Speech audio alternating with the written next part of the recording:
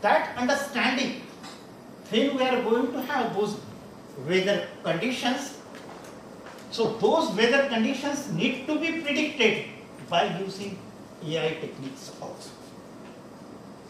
Okay, so to predict that direct prediction, how we can use the AI techniques? There are many prediction models are available, and these prediction models need to take into account the impact of external parameters also. I will explain that also, and I will share some of the articles or peer-reviewed articles which have been published by some of my students with you also, and through that then you can have more deeper understanding that how we have to take into account the impact of external parameters for doing this prediction. And for just here I am taking one simple case. We want to do the prediction of direct solar radiation. That direct solar radiation patterns throughout the year, and then when we are talking about the system for next 25 years, right? So we should have the understanding how the energy output is going to be there. So that is also going to be important. So here you can see that how we are going to utilize domain knowledge together with machine learning also. Similarly, if we go with the diffuse radiation is very important when we don't have the clear sunny day. Then diffuse radiation is going to play the major role, and this diffuse radiation again it is going to depend on weather patterns. So here you can see that weather patterns are very unpredictable. So to predict that weather patterns for calculating the diffuse radiation, we have to use some techniques. So we will use some machine learning tools for predicting these weather patterns and calculating the component of the solar radiation, that is the diffuse radiation. Okay. So then third component which I mentioned here, it is a ground reflected component. So this is also a very important, because this will depend on the ground reflection coefficient. So ground reflection coefficient is also going to change with reference to the time, right? Maybe when we are planning such type of system here, right, at that time the ground conditions may be different, but in future the ground condition may get changed. So this ground condition is going to depend, right, whether we are going to have a lot of plantation in that area or which type of ground conditions are there. So for that also we need some prediction analysis also. And then with the help of this prediction analysis, when we calculated the solar radiation, which is a combine of direct diffuse and ground reflected component, and then we have to see that when solar radiations are coming here, what should be the optimum tilt angle here also. Because that optimum tilt angle is going to be very useful for getting the maximum resources at that local condition. So now here you see, with reference to the time, with reference to the change in the climatic conditions, these things are going to be changed, right? So with reference to that, we have to focus, or we have to do proper technical analysis for finding out the optimum tilt angle. So then, when we are getting the proper understanding, right, here how much input is going to be there, right? So then of course then we have to take into account here what type of photovoltaic technology or solar technology which we are going to utilize, right? So we know that with reference to the time, the technology is also changing, right? So we have to see, let's say, what technology is available, or maybe in next few years what type of technology will be available, and whether that technology, right, based on this input what we are going to get here, how it is going to behave.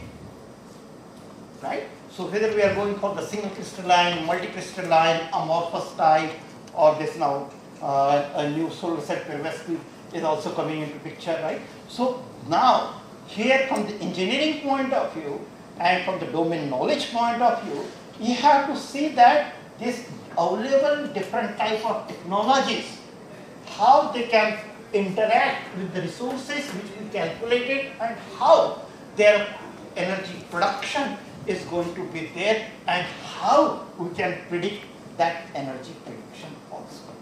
So I will share with you at some point published research papers also, in which you will be in a position to understand that how the prediction of the energy from a particular specific case, right, can be done, and because that will be required when we are talking about designing of this off-grid energy system, in which the focus is on optimum sizing of the system components. Right? So you see how we can use this different domain knowledge together on developing sustainable energy system, and this sustainable energy system is going to last, let's say, maybe for 25 years. Within that 25 years of time, right, we have to take into account the economics also and all many factors which we can discuss days and days also, right? So here you can see that how this AI or the machine learning is used here for calculating direct diffuse and ground affected solar radiation, for calculating the solar radiation at that particular place. Then of course then we have to use some algorithms, some physics based machine learning for calculating appropriate tilt angle of that one also. And then our next of our objective is to get the energy output from here, right? So to get this energy output from here over the time, of course we need this incident, but at the same time we will need the technical characteristics of the photovoltaic system components also, which are going to which we are going to use. And this technical characteristics, for example, here in the solar photovoltaic system is going to depend on some factors, let's say operating temperature, environmental condition, degradation factor, wind speed, and many things also, right? And with reference to time, it may have some degradation also. So those factors also we need to take into account, right? So it's quite interesting to see here, okay?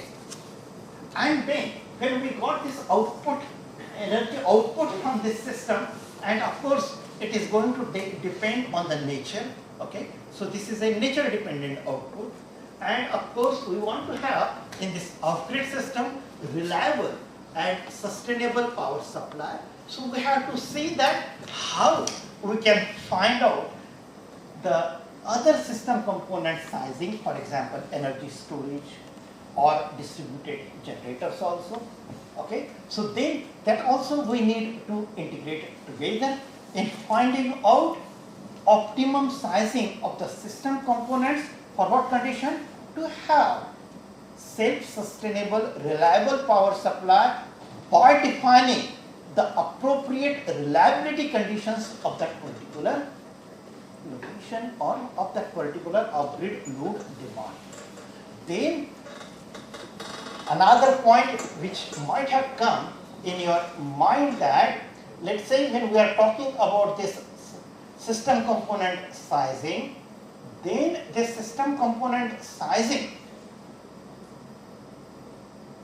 is okay, that is going to be our base.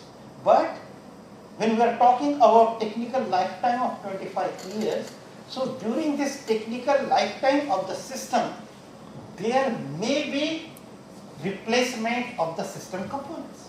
None of the system is going to remain for the 25 years, right? So it will be aging, some of it will come out of technical lifetime also. So how you are going to predict the system component replacement, right, for this particular off-grid system?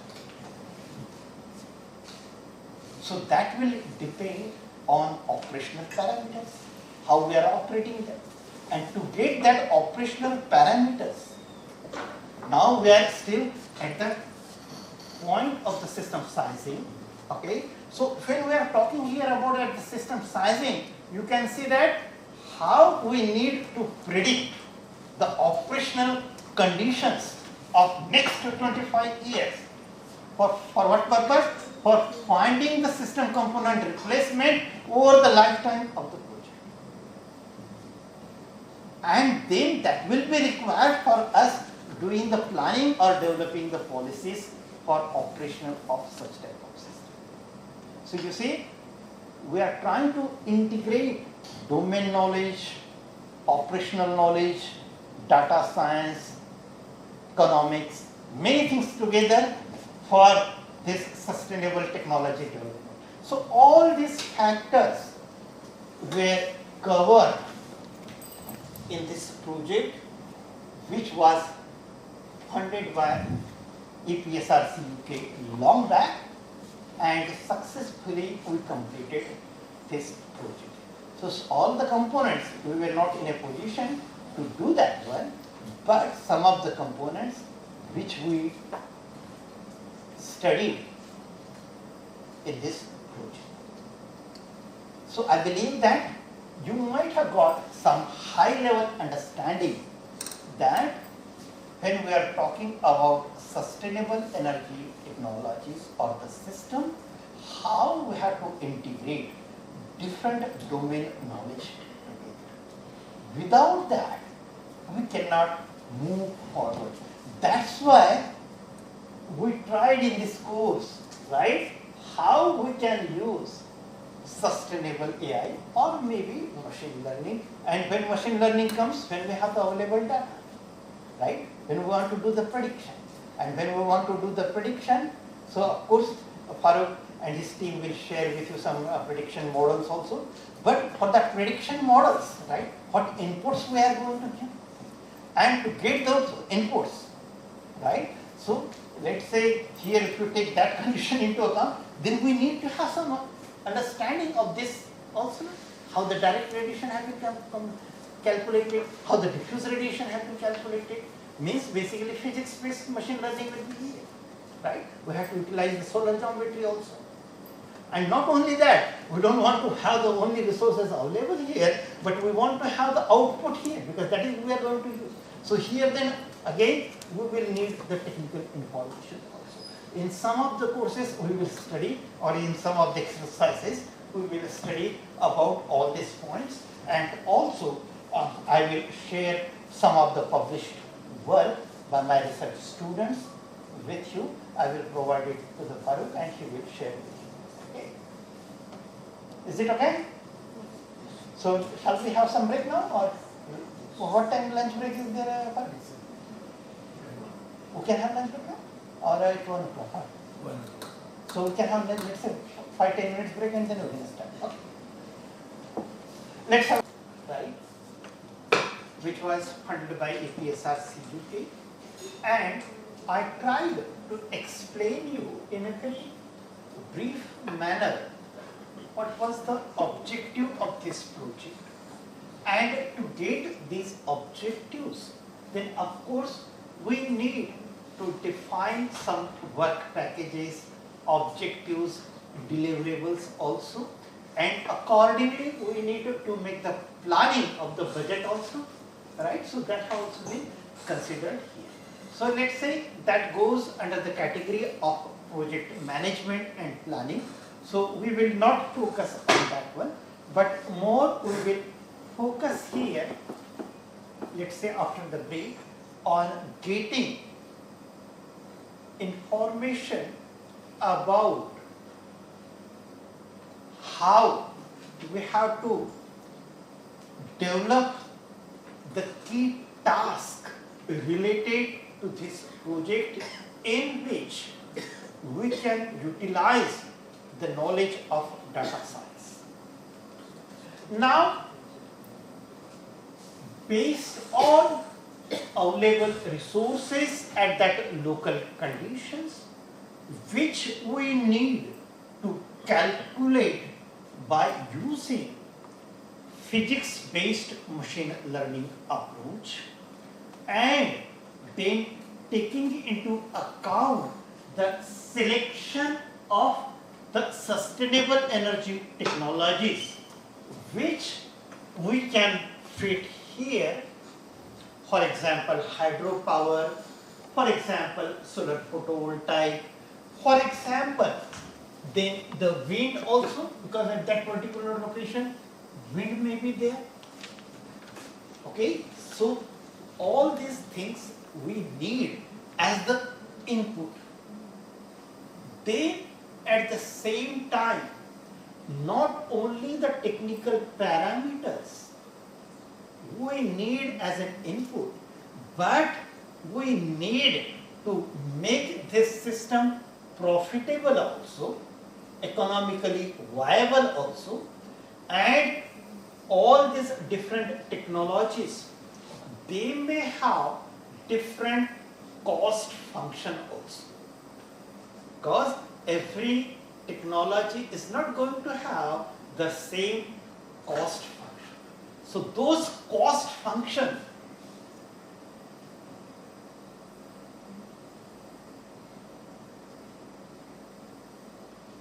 of these different sustainable technologies which we are going to consider here,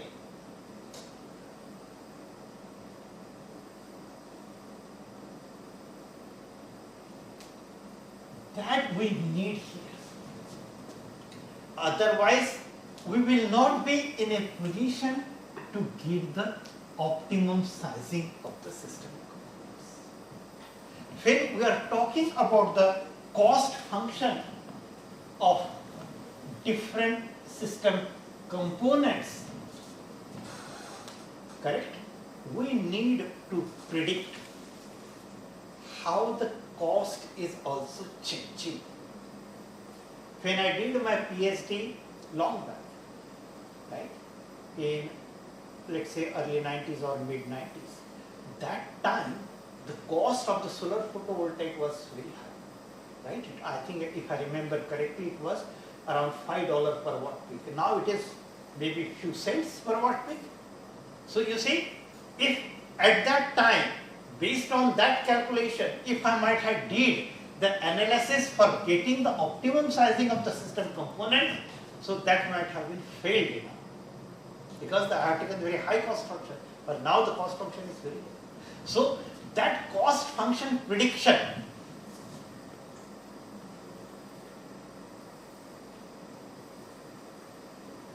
is of course very important. I am not sure that when are you in a position to read this one or not, because it's small handwriting. So don't worry. So in the next lecture, I will try to bring the document camera, and then it will be projecting here. Okay, then it will be more visible. Okay, so because today we have the inaugural session also, and then first inaugural lecture also.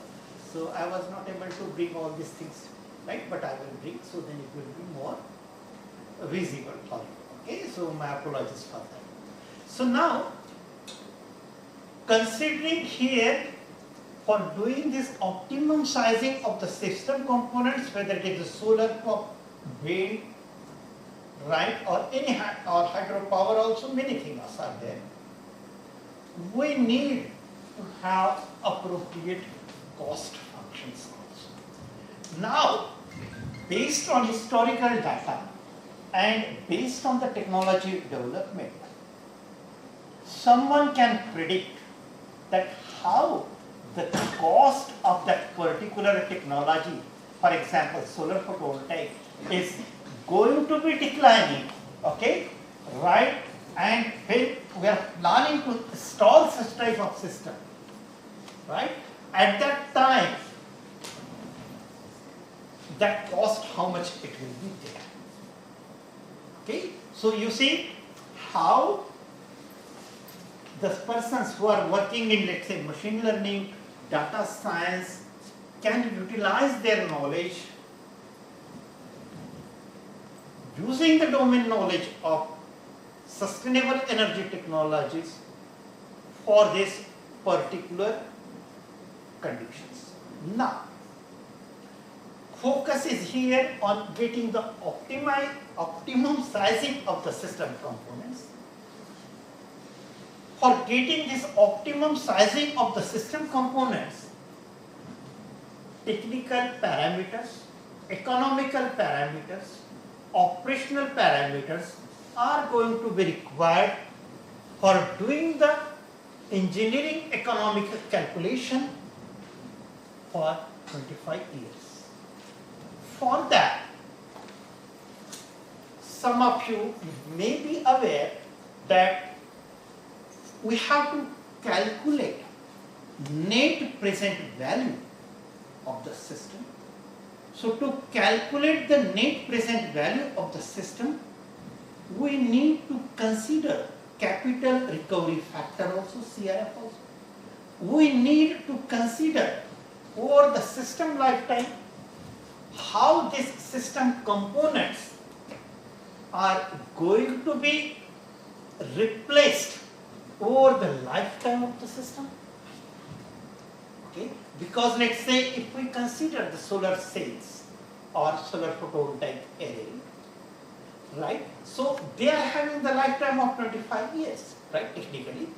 But their lifetime, again, it is going to depend on the operational conditions. I will share you another example with that one also, because that we covered in another project.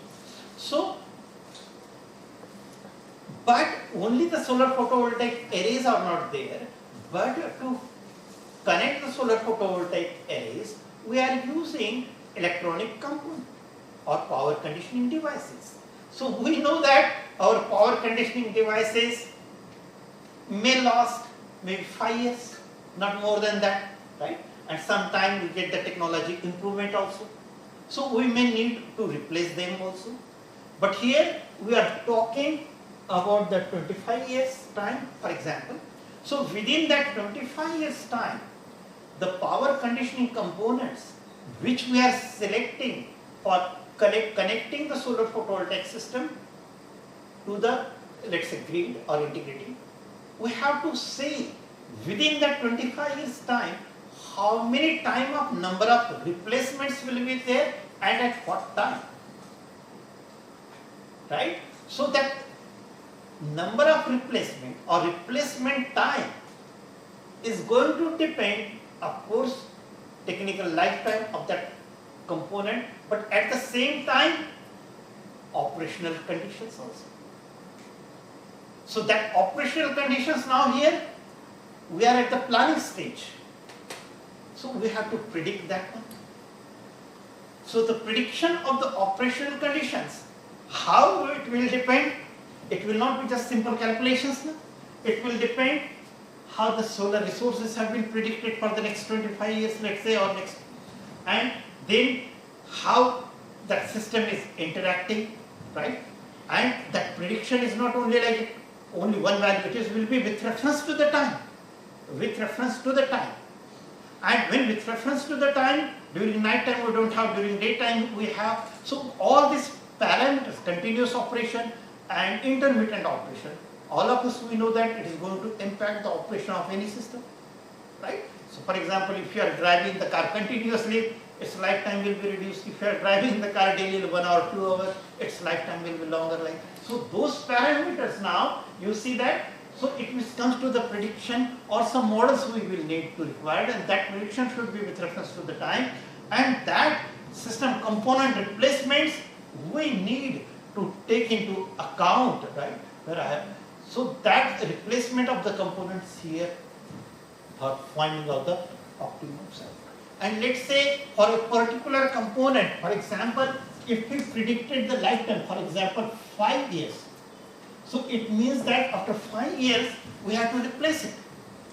So after 5 years, the cost of that system component is not going to be the same what is today. We have to predict that one also. How we are going to predict that, right? So we have to use some historical data, development of technologies.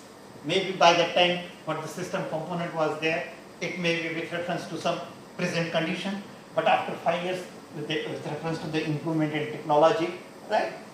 It may come with different configuration also. So that also factors we need to take into account. And for that, of course, we need some physics-based machine learning tools. So then, this after 5 years, then let's say 10 years, or for example, 15 years and something like that, 20 years. So all this cost is going to be occurring after some time. But we are doing the calculations, or we are doing the analysis at this moment with the present condition. So how we are going to calculate the cost of the replacement components over the lifetime of the project to the present condition, it comes under the net present value. Okay? Then, because in this project it says that the word is off-grid, it means that it is not going to get any power supply from the main grid, and we will need sustainable energy supply.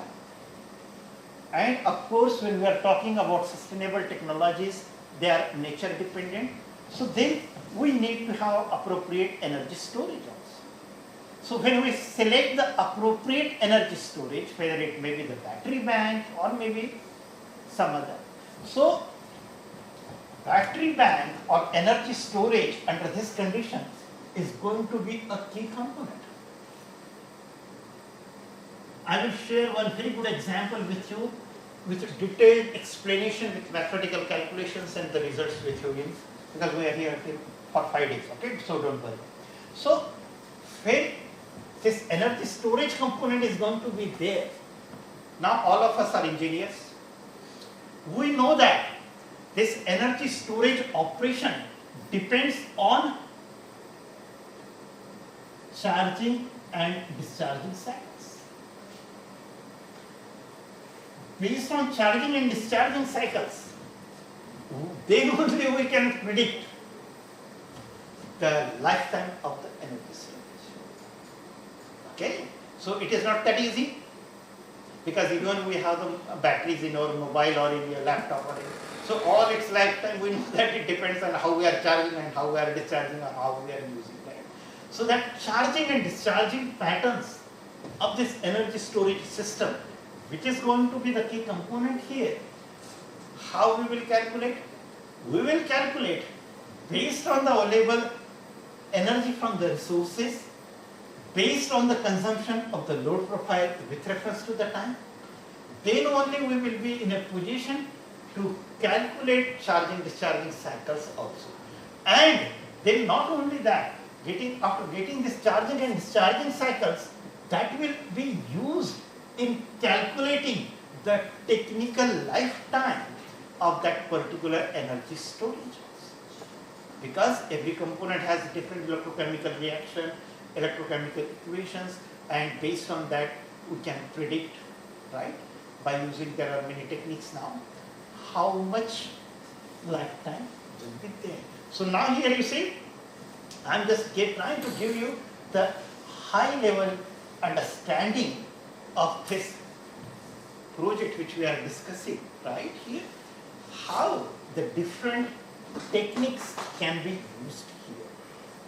Okay, so now with reference to this charging discharging cycles, which we need to predict based on the changing resources condition, input resources condition, based on the changing output conditions of that one, right?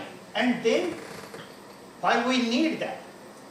Because we need that to find out during the lifetime how many number of times these replacements will be there. Otherwise, we will not be in a great position to get the appropriate optimum size.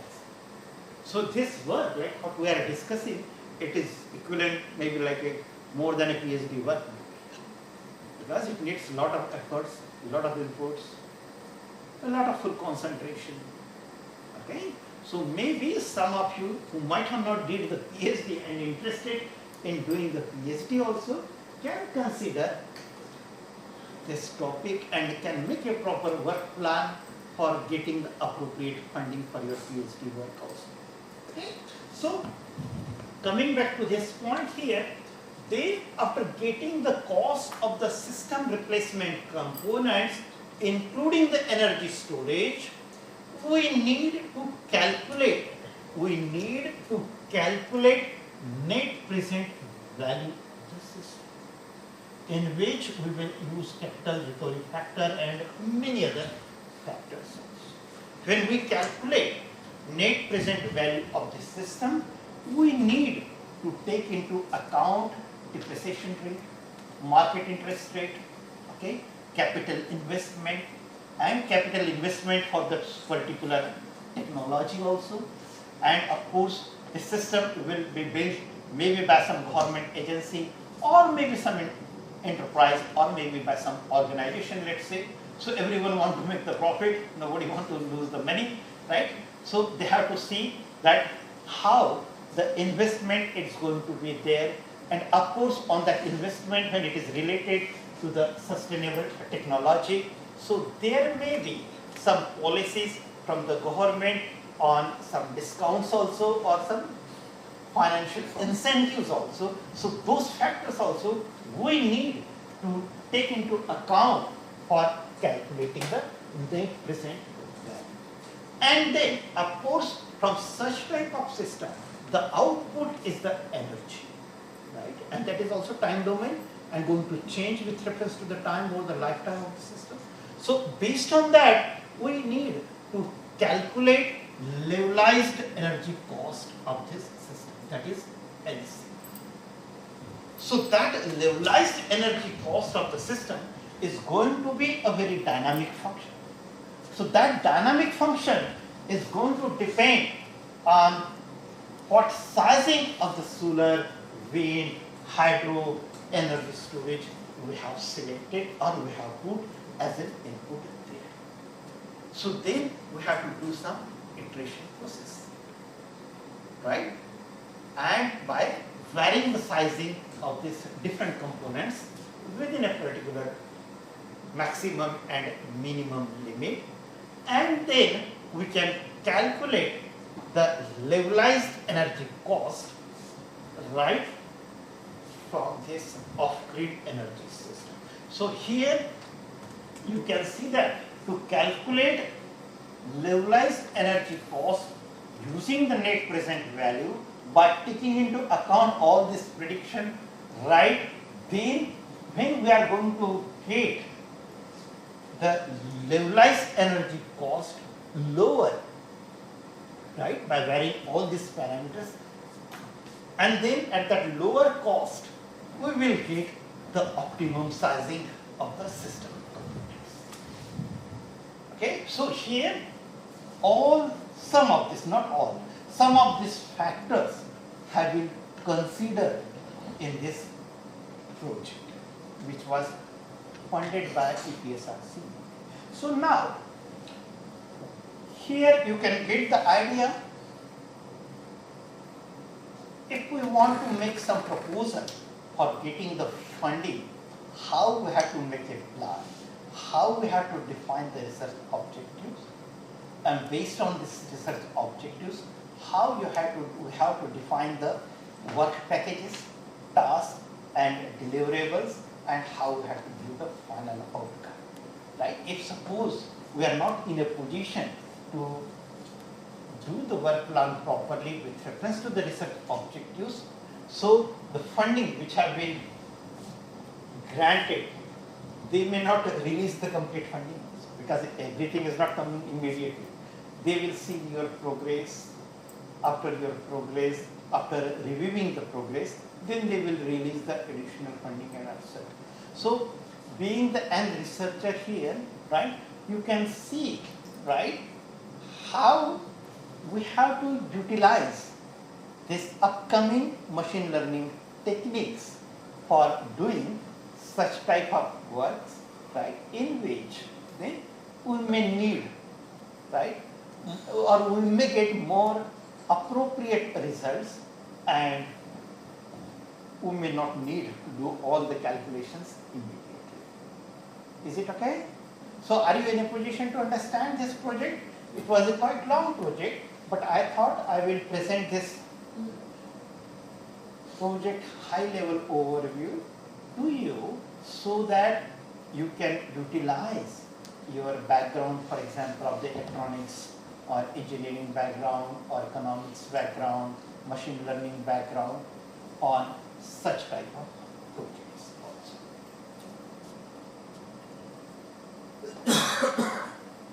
So do you have any questions?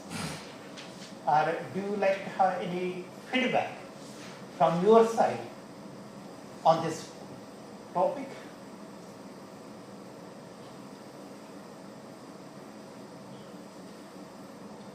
Yes, please. So what is the current scenario of this project? This project is over. Okay. So we prepared the reports, we delivered it, and it was approved.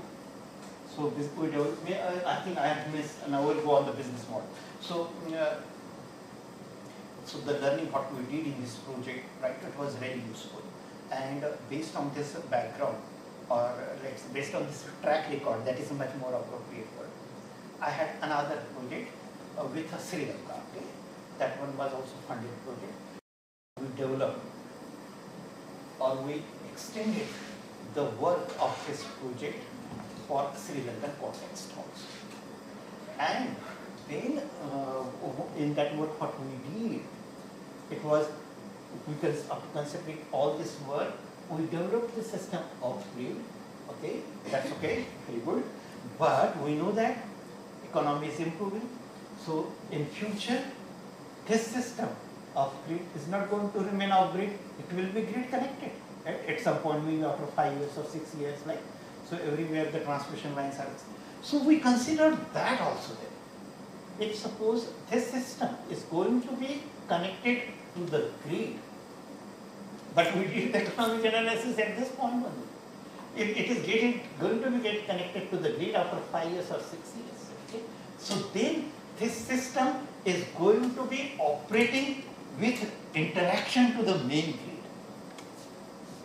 Here we designed the system from the energy independence point of view or energy storage point of view. But now, after a few years when it will be again connected to the grid, so its operation is going to be changed. This operation is going to be changed. So how we are going to do that, we considered in the project which was in cooperation with the Sri Lanka government, and some funding were from the Norwegian government also. So one of my students, she did very wonderful work on that one, and her work has been published in many peer-reviewed conference and journal articles also. If you are interested, I will share with you also. And this topic is very interesting because after finishing this course, when I will be back in Norway on 26th or 27th of February, I am PhD examiner for one of the PhD candidate from NTNU and Norway, Trondheim. So that candidate is also defending her PhD thesis. She is a German girl, right, related to this topic. And then in Norway, like our PhD examination is quite different compared to here. So we have to give one trial lecture topic also. So that is also a big point to share with you, especially with the research scholars and academics also. Like in Norway, the PhD examination is quite different. Okay. So when candidates submit the PhD thesis, it goes to international or national examiners. They evaluate, they prepare the report, if any feedback, comments, and like that. So if suppose the examiners thinks that thesis is worthy to defend, okay, so then they ask the candidate to not only to present the work, but they give the candidate another topic that we call it trial lecture. That trial lecture topic is different, and that topic is given to the candidate before 10 working days. And then that candidate has to prepare on that trial lecture within 10 working days and to present that topic. Okay? And then if a candidate, 45 minutes only, within that 45 minutes, examiners and jury basically, they check whether the candidate has the knowledge to use that PhD experience, like for a topic which have been given as a trial lecture. If the candidate passed the trial lecture, then the candidate is allowed to defend the PhD thesis within the same day. Then maybe after 1 hour or 2 hour break, then candidate comes and then defend the thesis. So here, what I want to say that, because why it came to my mind, I am explaining you this topic and the PhD examination, which I am main examiner there on 27th of February. I have given the topic as a trial lecture to the candidate. If suppose we have the off-grid system and going to be grid connected in future, how its operation and economics are going to impact. Right? That is the trial lecture topic I have. And if you are really interested in this topic, I can share that link with you and you can watch remotely from here also through Microsoft Teams. Okay? Both trial lecture as well as the main lecture also. But generally, the online participant or the remote participant, they are not allowed to ask the questions to the candidate. If you have some questions, for example, you can write that question to the jury or moderator of the jury, and then moderator of jury, if he or she thinks that question is appropriate, not inappropriate, so then only you can ask. Right? Sometimes it happens like people you ask some inappropriate questions to the candidate, and then it is not good enough for the candidate also, and for everyone it's not good if suppose someone asks an appropriate question or anything. So that topic I will share that link with Farooq, and Farooq can circulate among all of you. And if you are interested and if you have the time, then you can follow that, and maybe then you can enhance your learning, like how the international researchers, they are thinking or about such type of system here. So here you see off-grid to grid connected, and then this off-grid to grid connected, when it is happening, right? So this system is going to work as, please tell me how it will operate. It will operate as microgrid. It will operate as microgrid.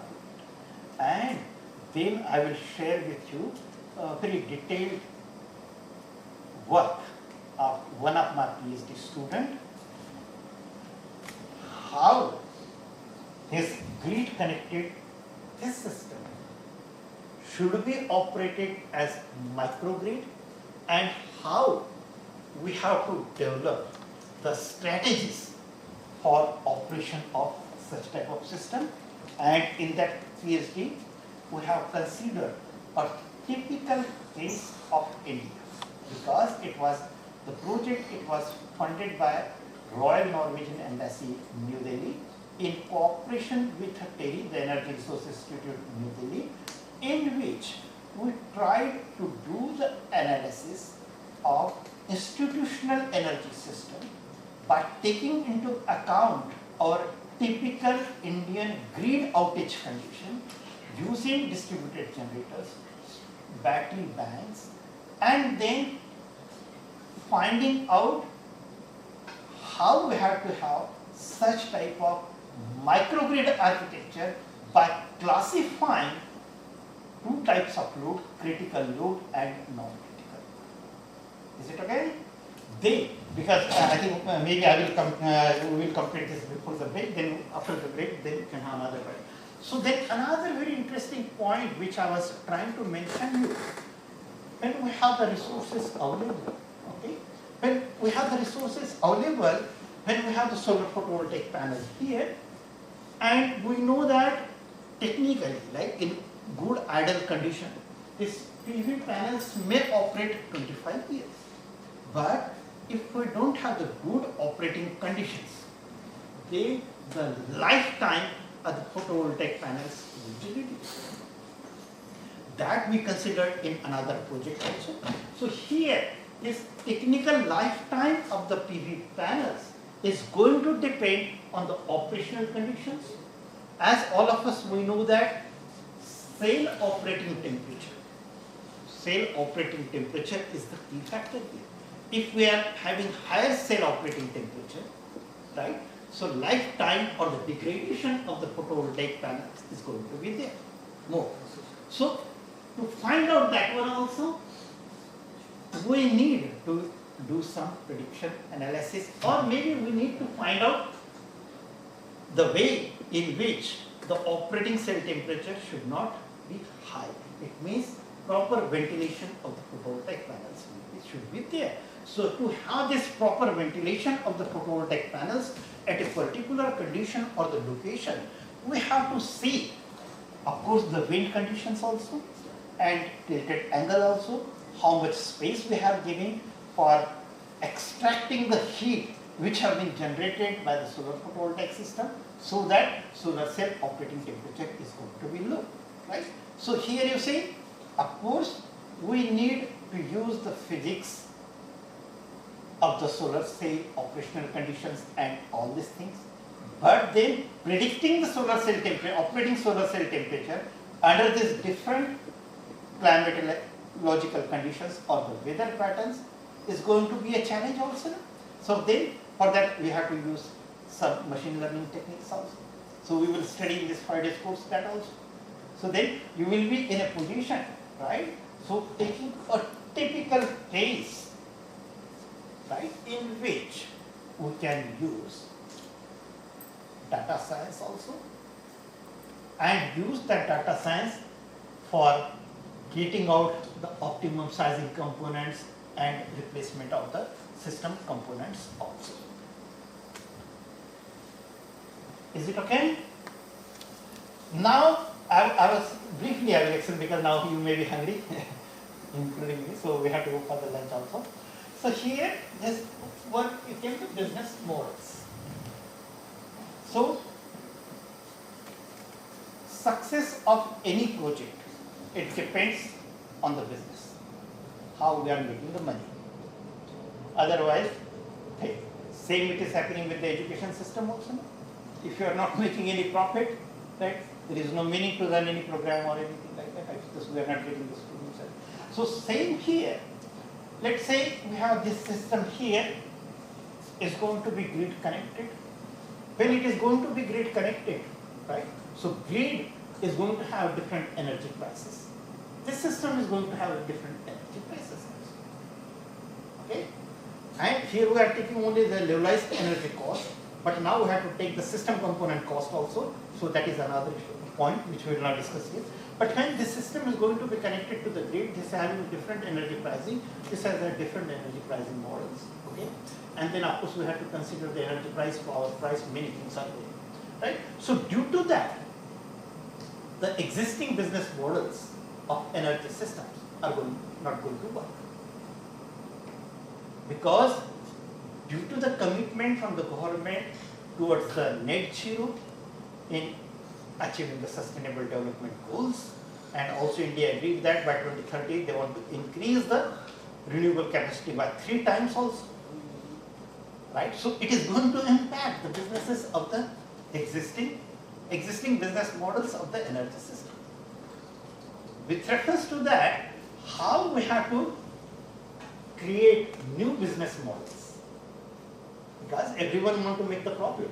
Given the existing system, they may say that we make it in the loss, or we may have to operate at the lower, we may have to operate at the higher cost with lower return, right, due to this. So for that also, then we can use some machine learning techniques or physics-based techniques also. Okay, in some of our projects we did that also. So we will cover slowly everything. Okay, but today now I will stop here, and we can have good lunch on the first day. Okay? So thank you.